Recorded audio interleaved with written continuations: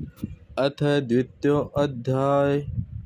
आज सभी सुनने वाले श्रोताओं को मेरा प्यार भरा नमस्कार।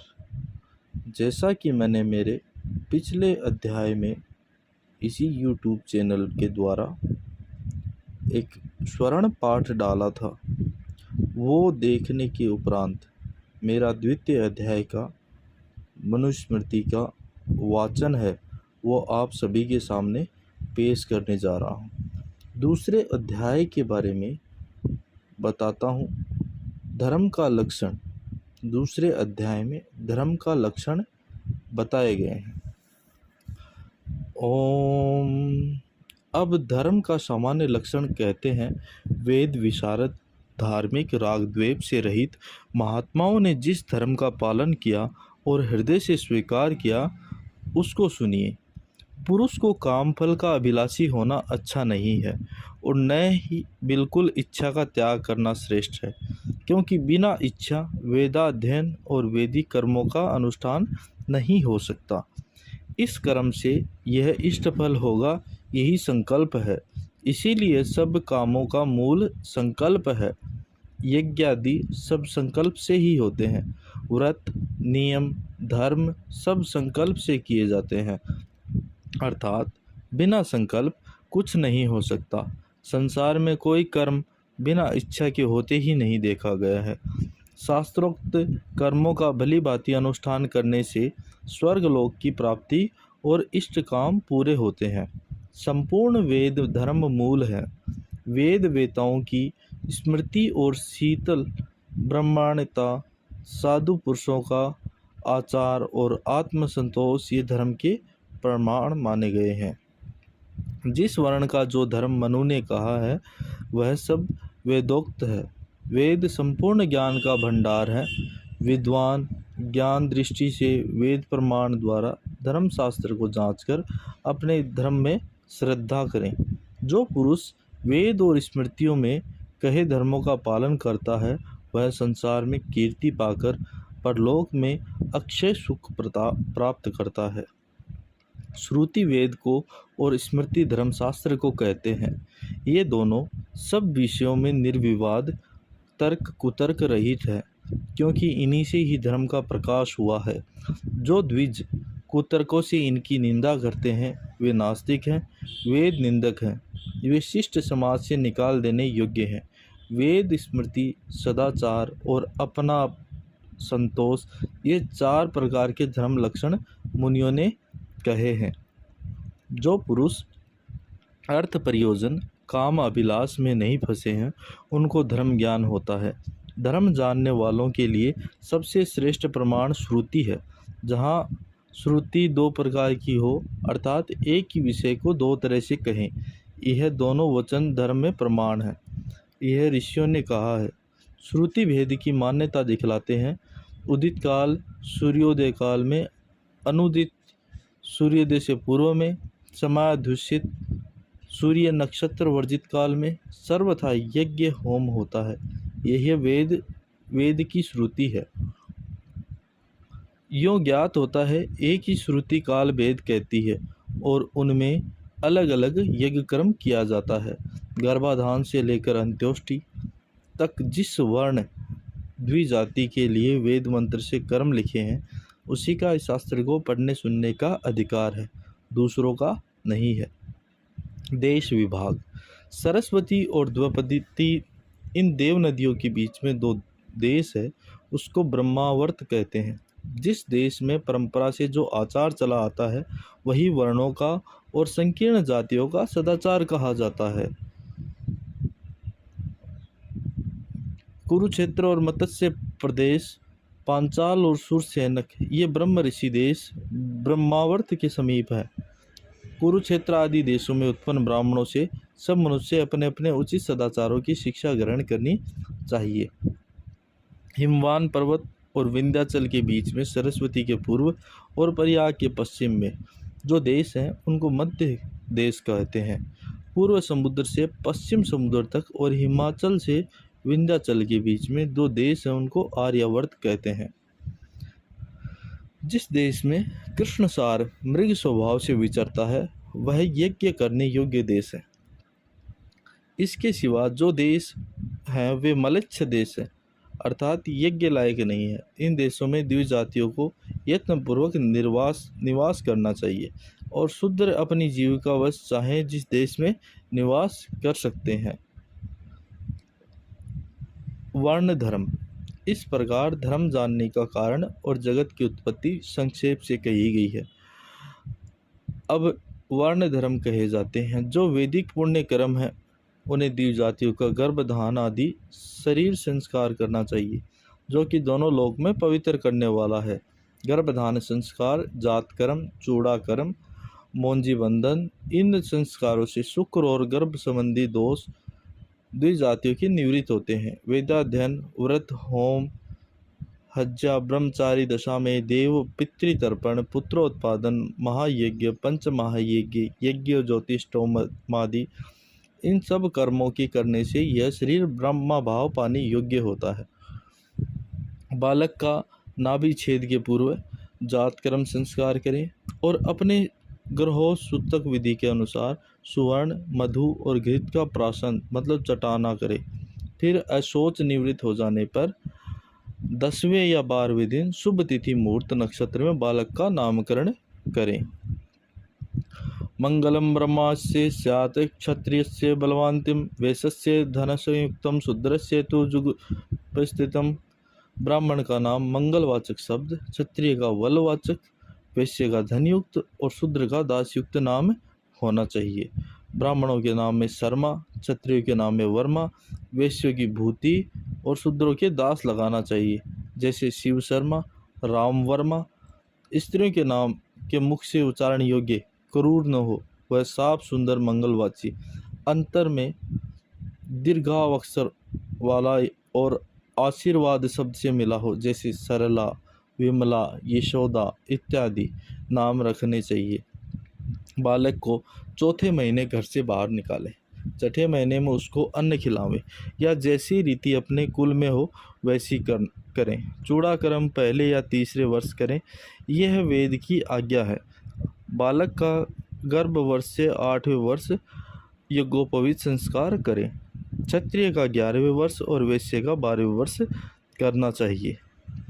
वेदाध्ययन और उनके अर्थ ज्ञान से बड़ा तेज ब्रह्म वर्चस्व है, उसकी इच्छा वाले ब्राह्मण का 5वें वर्ष, बलार्थी क्षत्रिय का 6ठे वर्ष और धनी होना चाहने वाले वैश्य का 8वें वर्ष यज्ञोपवीत संस्कार करें। 16 वर्ष तक ब्राह्मण की सावित्री नहीं जाती, क्षत्रिय की 22 वर्ष तक और वैश्य की 24 वर्ष तक नहीं जाती, अर्थात उपनयन समय की परमावधि है। इस काल के बाद में ये तीनों समय में संस्कार नहीं होने से सावित्री पतित नाम हो जाते हैं और शिष्टों से निंदित हो जाते हैं। इन अशुद्ध व्रात्यों के साथ आपत्ति काल में भी ब्राह्मण को विद्या या विवाह का संबंध नहीं करना चाहिए। कृष्ण मृग, रूर मृग और अज, इनके चर्म को कर्म से तीनों वर्ण के ब्रह्मचारी धारण करें। सन, सोम और ऊन का वस्त्र धारण करें। मूंज की तिलड़ी और चिकनी मेखला ब्राह्मण की बनावे। क्षत्रिय की मुरवा नामक बेल के रेशे की गुणासी बनावे और वैश्य की सन के डोरी की बनानी चाहिए। यदि मूंज न मिले तो कुश, असमंतक, वल्वज, तृणों से 3 वर्णों की मेखला बनावे। यह 3 लड़की 1, 3 व 5 गांठ लगाकर धारण करनी चाहिए। ब्राह्मण का यज्ञोपवीत सूत का, क्षत्रिय का सन का और वैश्य का भेड़ की ऊन का ऊपर की ओर बंटा हुआ दाहिने हाथ से 3 लड़का होना चाहिए। धर्मशास्त्र के अनुसार ब्राह्मण बेल या पलाश का दंड, क्षत्रिय वट या खैर की लकड़ी का, वैश्य पीलू या गुल्लर का धारण करें। ब्राह्मण का दंड ऊंचाई में शिखा तक, क्षत्रिय का मस्तक तक और वैश्य का नाक तक होना चाहिए। ये सब दंड सीधे, छेद रहित, देखने में सुंदर, दूसरे को भय न करने वाले, बकले सहित और आग में न जले हुए होने चाहिए। ब्रह्मचारी दंड लेकर सूर्य का आराधन और अग्नि की प्रदक्षिणा करके विधि पूर्वक भिक्षा मांगे। ब्राह्मण ब्रह्मचारी भिक्षा मांगते समय भवती भिक्षाम देहि, क्षत्रिय भिक्षाम भवती देहि और वैश्य भिक्षाम देहि भवती, ऐसे वाले ब्रह्मचारी को पहले माता से, पिता की बहन से और जो ब्रह्मचारी का अपमान न करता हो उससे भिक्षा मांगनी चाहिए। अपने प्रयोजन भर को निष्कपट भाव से भिक्षा लाकर गुरु को निवेदन करें और पवित्रता से पूर्व दिशा को मुख करके आचमन पूर्व भोजन करें। आयु के लिए पूर्व मुख, यश के लिए दक्षिण मुख और संपत्ति के लिए पश्चिम मुख, सत्य के लिए उत्तर मुख होकर भोजन करें। द्विजों को नित्य सावधानी से आचमन पूर्वक भोजन करके फिर आचमन और जल के हाथ से आँख, कान, नाक का स्पर्श करना चाहिए। अन्न को आदर से ग्रहण करें, उसकी निंदा न करें, उसको देखकर हर्षित और पुलकित होकर सर्वथा प्रशंसा करें। यो आदर से किया हुआ भोजन शरीर और प्राणों को बल देता है, नहीं तो दोनों का नाश करता है। जूठा अन्न किसी को न दे। भोजन के बीच ठहर ठहर कर भोजन न करें, अधिक भोजन न करें, जूठे मुँह कहीं न जाएं। अति भोजन से आरोग्य और आयु में बाधा होती है, यह स्वर्ग और धर्म का विरोधी है, लोक में भी अच्छा नहीं माना जाता, इसलिए अति भोजन नहीं करना चाहिए। ब्राह्मण सदा ब्रह्म तीर्थ से आचमन करे या प्रजापति तीर्थ और देव तीर्थ से करे, परंतु पितृ तीर्थ से कभी आचमन न करे। अंगूठे के मूल को ब्रह्म तीर्थ कहते हैं, अंगुलियों के मूल भाग को प्रजा तीर्थ कहते हैं और अग्र भाग को देव तीर्थ कहते हैं। अंगूठा तर्जनी के मध्य के भाग को पितृ तीर्थ कहते हैं। आचमन के समय 3-4 आचमन करके 2 बार मुख धोवे। आँख, कान, नाक, मुख आदि इंद्रिय हृदय और सिर का जल से स्पर्श करें। धर्मज्ञ पुरुष पवित्र होने की इच्छा से नित्य एकांत में पूर्व और उत्तर मुख बैठकर शीतल और झाग रहित जल से ब्रह्म आदि तीर्थों से आचमन करे। यह आचमन जल हृदय तक पहुँच जाने से ब्राह्मण कराठ तक, क्षत्रिय मुख गीला होने से और वैश्य ओष्ठ स्पर्श से शुद्र पवित्र होता है। अर्थात इसी हिसाब से जल लेकर अपना अपना आचमन करना चाहिए। बाएं कंधे पर जनेऊ रखकर दाहिने हाथ को बाहर निकालने से द्विज उपवीति कहा जाता है। दाहिने कान से बाएं तरफ लटकाने से प्राचीन आपवीति कहा जाता है और गले में मालासी पहनने से मीवीति कहा जाता है। यदि मेखला, मृगचर्म, दंड, जनेऊ और कमंडल पुराने हो जाएं या टूट जाएं तो इनको जल में फेंककर अपने गृह सूत्र के मंत्रों को पढ़कर दूसरा धारण करना चाहिए। ब्राह्मण का गर्भ से 16 वर्ष, क्षत्रिय का 20वें वर्ष और वैश्य का 24वें वर्ष के शांत संस्कार किया जाता है। स्त्रियों की शरीर शुद्धि के लिए सब संस्कार उपनयन छोड़कर समय पर क्रम से होते हैं, पर वेद मंत्रों को न पढ़ना चाहिए। विवाह संस्कार ही स्त्रियों का उपनयन संस्कार है, पति सेवा ही गुरुकुलवास है, घर का कामकाज ही हवन कर्म है। यह द्विजों के द्विजत्व करने वाले उपनयन संस्कार को कहा गया है। अब उनके कर्मों को सुनिए। शिष्य के यज्ञोपवीत संस्कार के बाद गुरु पहले शुद्धि, आचार, प्रातःकाल और सायंकाल हवन और संध्या सिखावे। पढ़ने वाले शिष्य को छोटा वस्त्र धारण और शास्त्र विधि से उत्तरमुख आचरण करके जितेंद्रिय होकर ब्रह्मजलि पूर्वक पढ़ना चाहिए। विद्याध्यान के आरंभ और अंत में सदा गुरु के चरण छुएं और हाथ जोड़कर पढ़ें, इसी को ब्रह्मांजलि कहते हैं। अलग अलग हाथ से गुरु के पैर छुएं, दाहिने हाथ से दाहिना, बाएं हाथ से बायां। गुरु निरालस होकर शिष्य को पहले हे शिष्य पढ़ो कहकर वेद पढ़ावें, अंत में विरामोस्तु पाठ रुक जाए कहकर विश्राम करावें। वेदाध्ययन के आदि और अंत में ओम का उच्चारण सदा करें। यदि आदि में ओम न कहें तो विद्या में प्रेम नहीं होता और अंत में न कहें तो पढ़ी विद्या भूल जाती है। पूर्व दिशा को कुशासन का अग्रभाग करके उस पर वेदाध्यायी बैठकर 3 प्राणायाम करके पवित्रता से स्वाध्याय करने के पूर्व अंधकार का उच्चारण करें। प्रजापति ने आकार, उकार, मकार और भूः वह स्वः इन 3 विद्याओं को यजुष और सामवेद से दुहकर सार निकाला है। तीनों वेदों से गायत्री सूक्ता की एक एक पाद को दुहा है। वेद ब्राह्मण प्रातः और सायंकाल के समय ओंकार और भूः भुवः स्वः इन बाह्यत्यों को पूर्व लगाकर गायत्री जपने से वेद पढ़ने का फल पाता है। जो द्विज गांव व नगर के बाहर एकांत में ओंकार, 3 व्याति और गायत्री इन तीनों को 1000 जप करता है, वह केंचुली से सांप की भांति महापापों से छूट जाता है। यदि ब्राह्मण, क्षत्रिय, वैश्य गायत्री न जपता हो और समय पर अपनी अग्निहोत्र आदि न करता हो तो वह सत्पुरुषों में निंदा पाता है। ओंकार, तीनों व्याति और 3 चरण की गायत्री, इनको वेदों का मुख्य जानना चाहिए। जो पुरुष निरालस 3 वर्ष तक गायत्री जप करता है, अंत में वायु तुल्य व्यापक होकर परब्रह्म को पहुंचता है। ओम यह परब्रह्म का वाचक है। प्राणायाम बड़ा तप है। गायत्री से बढ़कर कोई मंत्र नहीं है और मौन से सत्य बोलना उत्तम होता है। वेदोक्त होम, यज्ञ, क्रिया सब नाशवान है या उनका स्वर्ग आदि फल भी नाशवान है। केवल ओंकार पर ब्रह्म प्रजापति का रूप ही अविनाशी जानना चाहिए। विद्या यज्ञ दर्श पौर्णमास से जप यज्ञ 10 गुना श्रेष्ठ है। जिसमें आस पास में बैठा भी न सुने ऐसा उपसुंजुप 100 गुना श्रेष्ठ, और जिसमें ओष्ठ भी न हिले ऐसा मानसिक जप 1000 गुना अच्छा कहा है। विधि यज्ञ और चारों पाक यज्ञ, वैश्वदेव बलिकर्म, नित्य श्राद्ध और अतिथि पूजन जप यज्ञ के 16वें भाग के समान नहीं हो सकते। ब्राह्मण गायत्री जप से ही मुक्ति पाता है और यज्ञ आदि करे चाहे न करे। वह गायत्री द्वारा मित्र सूर्य की उपासना करने से मित्र हो जाता है। विवेकी पुरुष को मन को खींचने वाले विषयों से इंद्रियों को वश में रखना चाहिए, जैसे सारथी घोड़ों को रखता है।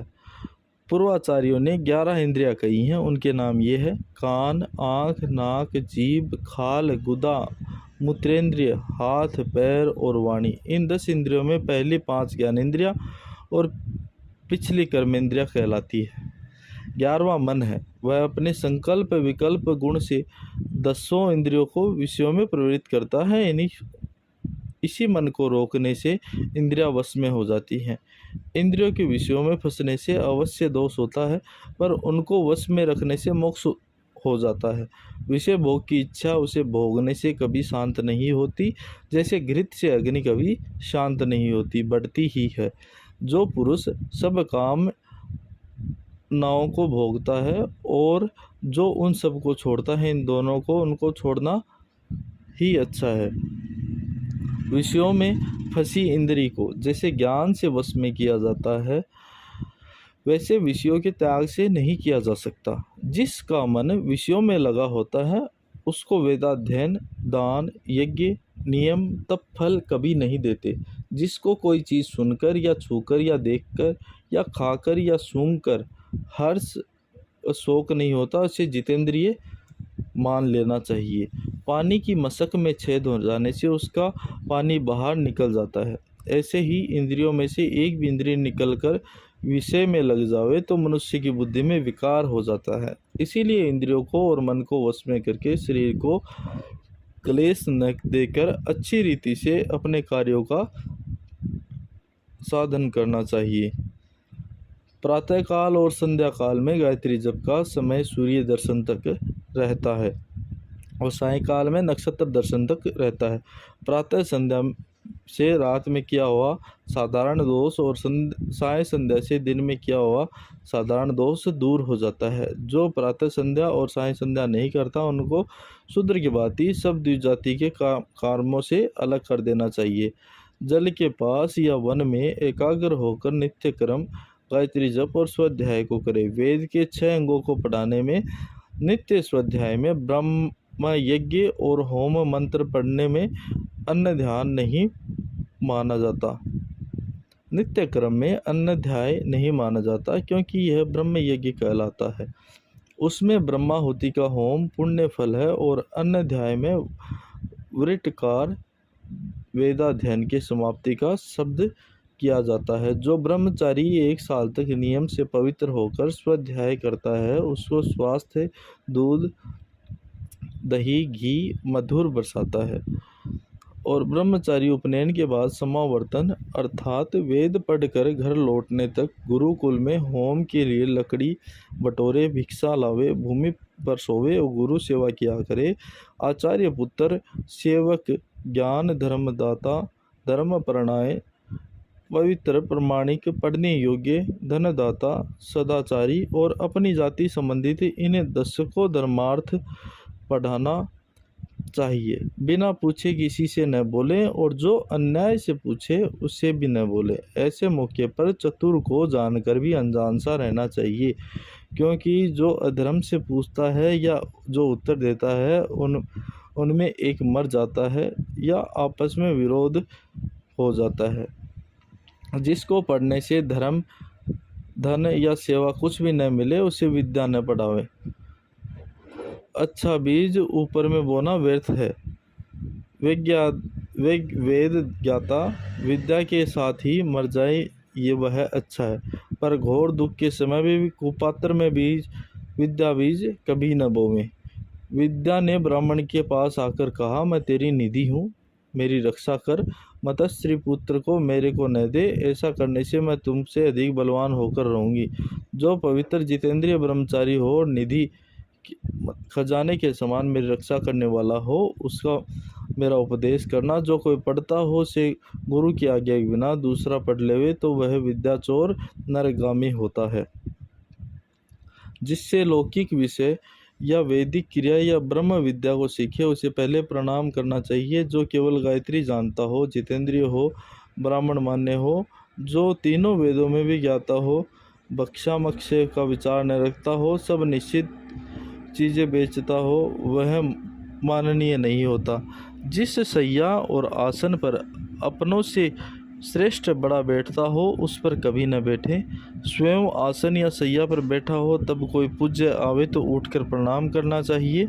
गुरु या किसी श्रेष्ठ के आने पर युवा पुरुष के प्रणाम से ऊपर चढ़ते हैं, फिर उठकर प्रणाम आदि करने से प्राण स्वस्थ होते हैं। इसीलिए अवश्य स्वागत करना चाहिए। जो पुरुष बड़ों की सेवा और उसको प्रणाम करता है, उसकी आयु, विद्या, यश और बल ये चारों बढ़ते हैं।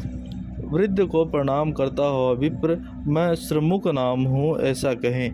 जो प्रणव में पुरुष आशीर्वाद देने का कायदा न जानता हो, उनको प्रणाम समय में मैं हूँ इतना ही कहें। और स्त्रियों को भी प्रणाम करते हुए यही कहना चाहिए। अभिवादन प्रणाम करने के समय अपने नाम के अंत में भो कहें, जैसा देवदत्ता शर्मा अहमस्मि भो। प्रणाम पुरुष के नाम के स्थान में भो ये संबोधन ऋषियों ने कहा है, अर्थात प्रणाम का नाम न कहकर भो कहना चाहिए। विप्र प्रणाम करें तो आशीर्वाद में आयुष्मान भव सौम्य ऐसा कहें। उसके नाम के अंत में ओंकार का अगर व्यंजनात् नाम हो तो उससे पहले अक्षर का पुलत ऊंचा उच्चारण करें। जो ब्राह्मण प्रणाम आशीर्वाद की रीति न जानता हो, उसको प्रणाम न करना चाहिए, क्योंकि वह शूद्र के समान है।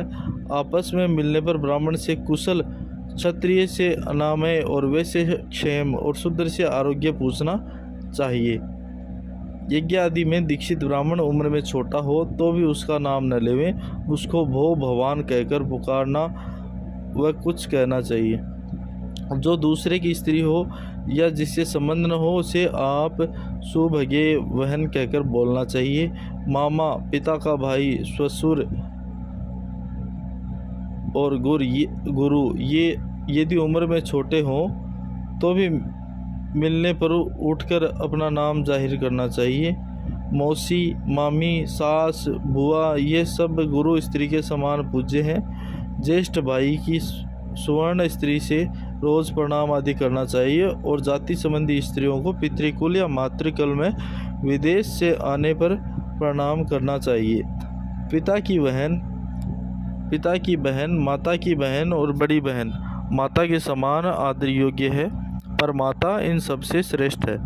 एक नगर का निवासी उम्र में 10 वर्ष का, नाच गान जानने वाला उम्र में 5 वर्ष का, और वेदज्ञ 3 वर्ष का, और संबंधी थोड़े ही दिन का, ये सब समान अवस्था के माने गए हैं। 10 वर्ष के ब्राह्मण को 100 वर्ष का क्षत्रिय पिता माने और अपने को पुत्र माने। धन, कुटुंब, आयु, कर्म और विद्या, ये 5 मान के स्थान हैं। इनमें पहले से दूसरा क्रम से अधिक मान्य होता है। 3 वर्णों में जो इन 5 बातों में बड़ा हो वही जगत में माननीय है। 10वीं अवस्था में मतलब 60वें वर्ष में शूद्र भी माननीय योग्य होता है। गाड़ी में बैठा 90 वर्ष से अधिक उम्र का वृद्ध, रोगी, सिर पर झोला लिए हुए स्त्री, वेद पाठी ब्रह्मचारी, राजा और विवाह में घर और इनको देखकर मार्ग छोड़ देना चाहिए। ये सब जहाँ इकट्ठे हों वहाँ स्नातक ब्राह्मण जिसका वेद पाठ हो गया और राजा अधिक मान्य होता है, उन दोनों में राजा स्नातक का मान करे। जो अपने शिष्य का उपनयन करके उसे सामवेद पढ़ाता है वह आचार्य कहलाता है। जो ब्राह्मण वेद या वेदांगों को जीविका के लिए पढ़ाता है वह उपाध्याय कहलाता है। जो गर्भाधान आदि संस्कार विधि से करता है और अन्न से पोषण करता है वह गुरु कहलाता है। जो ब्राह्मण किसी को वर्ण लेकर अग्नाध्याय कर्म, अष्टाकार्य, 10 पौर्णमास आदि पाक यज्ञ और अग्निष्टक आदि यज्ञ कराता है वह उसका ऋतिज्वक कहलाता है। जो वेद का शुद्ध अध्यापन करता है वह पिता माता के समान मान्य होता है और उसके साथ में कभी द्रोह न करें। आचार्य उपाध्याय से 10 गुना, पिता आचार्य से 100 गुना और माता पिता से 1000 गुना अधिक पूज्य है। पैदा करने वाला पिता और वेदाध्यापक गुरु में गुरु श्रेष्ठ है, क्योंकि वह ब्रह्म जन्म का दाता है, उसी से लोक परलोक में स्थिर सुख मिलता है। माता और पिता कामवश होकर जो बालक पैदा करते हैं, जिस योनि में जाता है उसी प्रकार उसके हाथ पैर अंग हो जाते हैं। परंतु वेद विशारद आचार्य गायत्री उपदेश से जो बालक की जाति उत्पन्न करता है वह जाति सत्य, अजर और अमर है। जो उपाध्याय वेद पढ़ाकर जिसका थोड़ा बहुत उपकार करता है उसको भी गुरु के समान जानना चाहिए। ब्राह्मण वेद पढ़ाने योग्य, जन्म देने वाला और स्वधर्म की शिक्षा देने वाला ब्राह्मण यदि बालक हो तो भी वह धर्मानुसार बूढ़ों के पिता के समान है। अंगिरा मुनि के पुत्र ने थोड़ी उम्र में अपने चाचा मामा आदि को वेद पढ़ाया और धर्म बुद्धि से उनको हे लड़को ऐसा कहकर पुकारा था। उस पर वे लोग क्रोध से देवताओं से इसका अर्थ पूछा तब उन्होंने कहा, बालक ने उचित रीति से तुमको पुकारा है। अज्ञानी ही बालक है और मंत्रदाता ही पिता है, इसलिए अज्ञान मूर्ख को बालक और मंत्रदाता को पिता कहते हैं। न बहुत उम्र से, न सफ़ेद बालों से, न धन से, न संबंध रिश्तेदारी में बड़ाई होने से ब्राह्मण की बड़ाई है, किंतु जो वेद विशारद हैं वही श्रेष्ठ हैं। ऋषियों में नियम ने कहा है, ब्राह्मणों का ज्ञान से, क्षत्रियों का पराक्रम से, वैश्यों का धन धान्य से, शूद्रों का जन्म उम्र से बड़ाई होती है। सिर के बाल पक जाने से कोई वृद्ध नहीं होता, किंतु जो युवा पुरुष भी वेद विशारद है उसको भी देवता ने वृद्ध कहा है। जैसा काठ का हाथी और चमड़े का मृग, वैसा बिना पढ़ा ब्राह्मण।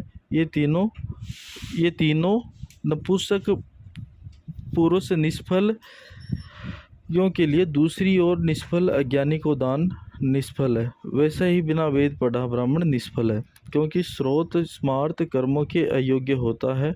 किसी के चित्त को दुखाकर धर्म शिक्षा नहीं देनी चाहिए।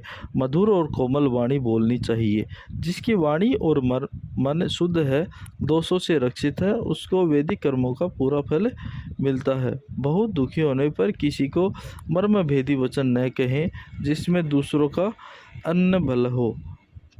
ऐसी बात न विचार के जिससे लोग घबरावें। अहित करने वाली बात को न कहें। सम्मान से विप्र के साथ नित्य डरा करें और अपमान का अमृत की तरह सदाचार रखें। इस लोक में अपमान से जो दुख नहीं मानता वह सुख से सोता है, सुख से जागता है, सुख से विचरता है और उसका अपमान करने वाला नष्ट हो जाता है। इस क्रम से गर्भधान आदि उपनयन संस्कारों से पवित्र द्विज गुरुकुल में वेद प्राप्ति योग्य तप करें। द्विज को तपों और नाना प्रकार के व्रतों से संपूर्ण वेद और उपनिषदों का ज्ञान संपादन करना चाहिए। तब वेदों की इच्छा से वेद का सदा अभ्यास करें। वेदाभ्यास ही ब्राह्मणों का परम धर्म कहा गया है। जो द्विज पुष्पमाला को भी धारण करके अर्थात ब्रह्मचारी का नियम न रखकर भी नित्य यथाशक्ति वेदाध्ययन करता है वह नख शिख से परम तप करता है। जो द्विज वेद को न पढ़कर दूसरे शास्त्रों में श्रम करता है वह जीता हुआ ही वंश के साथ में शुद्धता को प्राप्त करता है। श्रुति की आज्ञा से द्विज की माता से पहला जन्म और उपनयन से दूसरा जन्म, ज्योतिरोम आदि यज्ञ दीक्षा लेने पर तीसरा जन्म होना है। इन तीनों में उपनयन वाले ब्रह्म जन्म में सावित्री, गायत्री माता और आचार्य पिता कहा जाता है। वेद के अध्यापन से आचार्य को पिता कहते हैं। उपनयन के बिना बालक को स्रोत स्मार्त कर्मों का अधिकार नहीं होता। जिसका एगो पवित्र न भया हो उसे समीप श्राद्ध कर्म के मंत्रों के सिवाय दूसरे वेद मंत्रों का उच्चारण न करे, क्योंकि उपनयन के पूर्व शूद्र के समान वह माना जाता है। उपनयन के बाद बालक को व्रत धारण और विधि से वेद का अध्ययन करवावें। उपनयन में जिसके लिए जो सूत्र, मेखला, दंड और वस्त्र धारण करने को कहा है व्रत में धारण करना चाहिए। गुरुकुल में ब्रह्मचारी को इंद्रियों का संयम करके अपने तप के बुद्धि के लिए इन नियमों का पालन करना चाहिए। ब्रह्मचारी के धर्म क्या क्या होते हैं? नित्य स्नान से पवित्र होकर द्विज, देवता, ऋषि और पितरों का तर्पण, देव पूजन, होम करना चाहिए। मधु, शराब, मांस, सुगंध का पदार्थ, पुष्प, रस, स्त्री जो सड़ी चीज़, सिरका वगैरह और प्राणियों की हिंसा इनको छोड़ देनी चाहिए। तेल लगाना, आँखों में अंजन, जूता, छतरी, काम, क्रोध, लोभ, नाच गान, बाजा, जुआ, वकवाद करना, पर निंदा, झूठ बोलना, स्त्रियों को देखना और छूना, दूसरे का अनहित, ये सब छोड़ देना चाहिए। हमेशा अकेले सोवें, वीर्य को न गिरावें। जो इच्छा से वीर्यपात करता है वह अपने ब्रह्म वर्त का नाश करता है। अपनी इच्छा के समय स्वयं में वीर्यपात हो जाए तो स्नान, सूर्य पूजन कर पुनर्मादित्येंद्रियम इस ऋचा का 3 बार जप करे। जब जल का घड़ा, फूल, गोबर, मिट्टी और कुछ सी ये चीज़ें जरूरत भर लावें और प्रतिदिन भिक्षा मांगे। वेद और यज्ञ से जो हीन नहीं है, अपने नित्य क्रम में परायण है, उनके घरों से ब्रह्मचारी भिक्षा लावे। अपने गुरुकुल में और जाति और संबंधियों में भिक्षा न मांगे। यही दूसरे घर न मिल सके तो समीप के रिश्तों में छोड़कर दूर वालों में मांगे।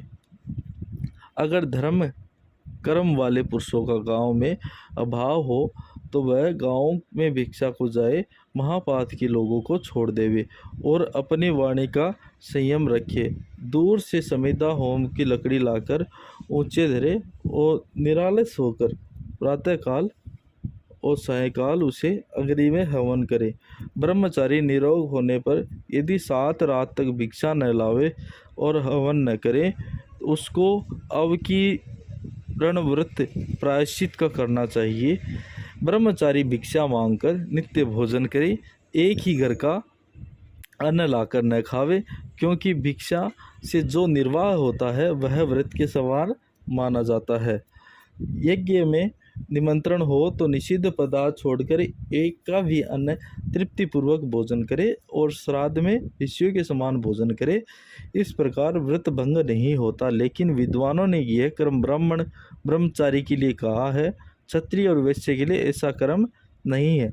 गुरु रोज कहे या न कहे, पर अध्ययन और आचार्य के हित के लिए सदा यत्न करना चाहिए। शरीर, वाणी, बुद्धि, ज्ञानेंद्रिय और मन का संयम करके हाथ जोड़कर गुरुमुख को देखता हुआ करना चाहिए।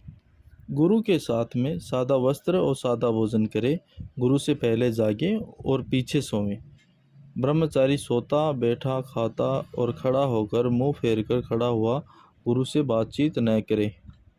गुरु आसन पर बैठे हों तो शिष्य आसन से उठकर, गुरु खड़े हों तो पास जाकर, आते हों तो सन्मुख जाकर और जा रहे हों तो उनके पीछे दौड़कर बात करनी चाहिए। गुरु पीछे हो तो सन्मुख होकर, दूर हो तो पास जाकर, लेटे हो तो प्रणाम करके, खड़े हो तो समीप होकर आज्ञा को सुनना चाहिए। गुरु के पास में बिछोना या आसन गुरु से नीचा रखना चाहिए और उनके सामने मनमानी तौर से न बैठे। गुरु के पीछे भी उनका अकेला नाम न लेकर न बोले और उनकी चाल, बोल, चेष्टा की नकल न करें। जहाँ गुरु निंदा हो वहाँ शिष्य अपने दोनों कानों को बंद कर ले, वहाँ से अलग चला जाए। गुरु निंदा सच्ची या झूठी करने से मरकर गधा और कुत्ता बन जाता है। गुरु धन भोगने वाला कृमि और कुचाल करने वाला कीट बन जाता है। शिष्य खुद दूर रहकर गुरु की पूजा न करे। पूजा में क्रोध न करे। गुरु अपनी स्त्री के पास हो तो पूजा न करे। अगर आसन या गाड़ी में बैठा हो तो उत्तर कर गुरु को प्रणाम करें। गुरु की तरफ शिक्षा की तरफ वायु लगता हो या शिष्य की गुरु की तरफ से वायु लगता हो तो शिष्य गुरु सन्मुख में न बैठे और गुरु न सुन सके तो कुछ न कहना चाहिए। बैल, घोड़ा, ऊँट की सवारी में, मकान की छत, चटाई, शिला, पाटा और नाव पर गुरु के साथ बैठने का निषेध नहीं है। गुरु समीप आवे तो गुरु के माफिक बर्ताव करें। गुरु की आज्ञा बिना अपने माता पिता आदि को प्रणाम न करें। विद्या, गुरु, पिता आदि अधर्म से बचाने वाला और हितैषी, इनसे गुरु समान बर्ताव करें। विद्या तप से श्रेष्ठ और अपनों से बड़ा सदाचारी, गुरुपुत्र और गुरु संबंधी, इनसे भी गुरु के समान व्यवहार करें। गुरुपुत्र अपने छोटा या समान अवस्था का या यज्ञ क्रम में शिष्य हो तो वेद का अध्यापक होने से गुरु तुल्य मान्य होता है। गुरु के समान गुरुपुत्र के तेल मलना, स्नान कराना, पैर दबाना, जूठा खाना, इतना काम न करना चाहिए। गुरु की स्त्री सजातीय हो तो गुरु समान पूज्य है, नहीं तो उसको उठकर प्रणाम कर लें, यही सेवा है। तेल मलना, स्नान करना, शरीर दबाना, फूलों से बाल गूंथना, ये काम गुरु स्त्री के न करना चाहिए। पूरे 20 साल का जवान और भला बुरा जानने वाला शिष्य जवान गुरु स्त्री के पैर छूकर प्रणाम न करें, दूर से सदाचार करें। यह स्त्रियों का स्वभाव होता है कि पुरुषों को दोष लगा देना, इसलिए बुद्धिमान स्त्रियों से सदा सावधान रहें। संसार में पुरुष पंडित हो या मूर्ख, उसको काम क्रोध के वश कुमार्ग में ले जाने के लिए स्त्रियां बड़ी समर्थ होती हैं। माता, बहन व लड़की के साथ भी एकांत में न बैठें, क्योंकि इंद्रियां ऐसी प्रबल है कि विद्वान के मन भी खींच लेती है। यदि इच्छा हो तो युवा शिष्य युवती गुरु पत्नी को मैं अभूख हूँ कहकर दूर से प्रणाम कर लेवें। विदेश से आने पर पैर छूकर और रोज दूर से गुरु स्त्री को प्रणाम करना चाहिए, यही शिष्यों का आचार है। जैसे पुरुष कुदाल फावड़े से भूमि खोदता है, जल पाता है, वैसे ही सेवा से गुरु विद्या प्राप्त होती है। ब्रह्मचारी मुंडित या शिखा वाला या जटाधारी हो, उसके गांव के भीतर सूर्योदय और सूर्यास्त न होना चाहिए, अर्थात दोनों काल में गांव के बाहर संध्या गायत्री की उपासना में रहना चाहिए। यदि ब्रह्मचारी इच्छा से सोता रहे और सूर्योदय हो जाए या नगर में बिना जाने सूर्यास्त हो जाए तो एक दिन उपवास और गायत्री जप करें। यदि सोते हुए को सूर्योदय और सूर्यास्त हो जाए और उसका प्रायश्चित न करें तो उसको महापातक लगता है।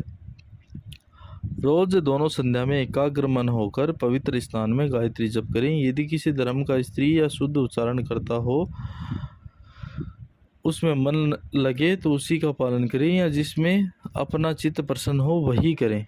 कोई अर्थ और धर्म को, कोई काम अर्थ को, कोई धर्म को ही इच्छा मानते हैं, पर धर्म, अर्थ और काम इन तीनों का आचरण करने से भला होता है। यह धर्मशास्त्र की आज्ञा है। आचार्य ब्रह्मा की मूर्ति, पिता प्रजापति की मूर्ति, माता पृथ्वी की मूर्ति और बड़ा भाई अग्नि की मूर्ति है। इनसे दुखी होने पर भी इनका अपमान न करें और ब्राह्मण को कभी नहीं करना चाहिए। मनुष्य की उत्पत्ति और पालन आदि में माता पिता जो दुख सहते हैं उनका बदला सैकड़ों वर्ष सेवा से भी नहीं हो सकता। इसलिए सदा माता पिता और आचार्य का प्रिय कार्य करें। इन तीनों के संतुष्ट होने से सब तप पूरे हो जाते हैं। इन तीनों की सेवा परम तप कहा जाता है। इनकी आज्ञा लेकर दूसरे धर्मों का आचरण करना चाहिए। ये तीनों ही लोक, पृथ्वी, अंतरिक्ष और स्वर्ग हैं। तीनों आश्रम, तीन वेद, तीनों अग्नि हैं। पिता अग्नि, माता दक्षिणाग्नि और गुरु आहार्य अग्नि है। तीनों अग्नि संसार में बड़े हैं। इन तीनों की भक्ति सेवा से तीनों लोक गृहस्थ जीतता है और स्वर्ग में देवताओं की भांति सुख पाता है। मातृ भक्ति से यह लोक, पितृभक्ति से मध्यलोक और गुरु भक्ति से ब्रह्मलोक को पाता है। जिसने इन तीनों का आदर किया उसने सब धर्मों का पालन किया, और जिसने अनादर किया उसके सब धर्म फल निष्फल हैं। जब तक माता पिता और गुरु जीवित रहें तब तक इनकी सेवा में विशेष लगा रहे। इसके सिवा जो कर्म करे वह इनको निवेदन कर देवें। इन तीनों की सेवा से पुरुषों के कर्तव्य पूरे पड़ जाते हैं। मुख्य धर्म और गौण धर्म माना जाता है। श्रद्धामय पुरुष उत्तम विद्याओं को हीन जाति से भी सीखे, चांडाल से भी लोक मर्यादा सीखें और हीन कुल से भी सुशील स्त्री का विवाह करें। विषय से भी अमृत और बालक से भी हित वचन ग्रहण करे। शत्रु से सदाचार, अपवित्र में भी सुवर्ण निकाल लेवें। विद्या, धर्म, सोच, अच्छे वचन और भली भांति आदि सब सीख लेवें। आपत्ति काल में क्षत्रिय वैश्य से भी अध्ययन का विधान है। ऐसे गुरु की सेवा अध्ययन काल तक ही करनी चाहिए। जो गुरु ब्राह्मण न हो, सामवेद का ज्ञाता न हो, तो मोक्षार्थी ब्रह्मचारी जीवन भर गुरुकुल वास न करे। यदि निष्ठ ब्रह्मचारी जीवन भर गुरुकुल वास चाहे तो देहांत तक सावधानी से गुरु सेवा में लगा रहे। जो ब्राह्मण देहांत तक गुरु की पूजा करता है वह मोक्ष को पाता है। धर्म यज्ञ ब्रह्मचारी अध्ययन के पहले दक्षिणा आदि से गुरु का भी उपकार न करें, किंतु समावर्तन के बाद गुरु की आज्ञा से शक्ति के अनुसार गुरु दक्षिणा देनी चाहिए। खेत, सोना, घोड़ा, छतरी, जूना, आसन, अन्न, शाक, वस्त्र अर्पण करके गुरु को प्रसन्न करना चाहिए। गुरु के मर जाने पर विद्वान गुरु पुत्र, गुरु स्त्री और गुरु के सहोदर भाई आदि हों तो गुरु समान मानना चाहिए, और ये मौजूद न हो तो गुरु स्थान में उनकी अग्नि की सेवा करें और उपासना से निज देह को ब्रह्मलायक करें। इस प्रकार जो ब्राह्मण अखंड ब्रह्मचर्य का पालन करता है वह परमात्मा में लय पाकर फिर लोक में जन्म नहीं पाता। दूसरा अध्याय पूरा हुआ। अगर आपको इसी प्रकार तीसरा, चौथा, पांचवा जितने भी अध्याय हैं सारे सुनने हैं तो मेरे चैनल को सब्सक्राइब करें, लाइक करें, शेयर करें, दोस्तों के बीच में हिंदुत्व की भावना जगाएं।